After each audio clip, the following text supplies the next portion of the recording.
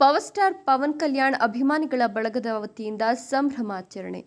ಗೌರಿಬಿದನೂರು ಆಂಧ್ರಪ್ರದೇಶ ವಿಧಾನಸಭಾ ಚುನಾವಣೆಯ ಫಲಿತಾಂಶ ಇಂದು ಪ್ರಕಟವಾಗಿದ್ದು, ಪೀಠಾಪುರಂ ಕ್ಷೇತ್ರದಿಂದ ಜನಸೇನಾ ಪಕ್ಷದಿಂದ ಸ್ಪರ್ಧಿಸಿದ್ದು ಮತದಾರರು ಈ ಬಾರಿ ನಮ್ಮ ಆರಾಧ್ಯ ದೈವ ಪವನ್ ಕಲ್ಯಾಣ್ ಕೈ ಹಿಡಿದಿದ್ದು ವಿಧಾನಸಭೆಗೆ ಅರ್ಹನಲ್ಲ ಎಂಬ ವಿರೋಧಿಗಳಿಗೆ ಪೀಠಾಪುರಂ ಕ್ಷೇತ್ರದ ಜನತೆ ತಕ್ಕ ಪಾಠ ಕಲಿಸಿದ್ದಾರೆ ಅಂತ ತಾಲೂಕಿನ ಪವರ್ ಸ್ಟಾರ್ ಪವನ್ ಕಲ್ಯಾಣ್ ಅಭಿಮಾನಿಗಳ ಬಳಗದ ಸದಸ್ಯ ಸುರೇಶ್ ಹರ್ಷ ವ್ಯಕ್ತಪಡಿಸಿದರು.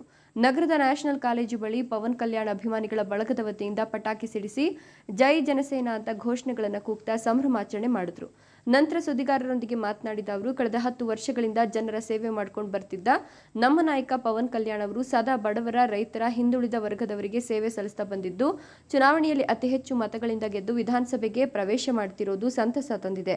ಇನ್ನಷ್ಟು ಜನಸೇವೆ ಮಾಡಲು ಅವಕಾಶ ನೀಡಿದ ಪೀಠಾಪುರಂ ಜನತೆಗೆ ಅಭಿನಂದನೆಗಳನ್ನು ತಿಳಿಸಿದರು. ಇದೇ ಸಂದರ್ಭದಲ್ಲಿ ನಾಗರಾಜ್, ಮಣಿಕಿರಣ್, ಮಹೇಶ್, ಲಕ್ಷ್ಮೀನಾರಾಯಣ್, ಕಿರಣ್, ಮಣೆ, ಮಾರುತಿ, ಅಶೋಕ್, ಆಟೋ ಮಹಾದೇವ ಮುಂತಾದವರು ಉಪಸ್ಥಿತರಿದ್ದರು.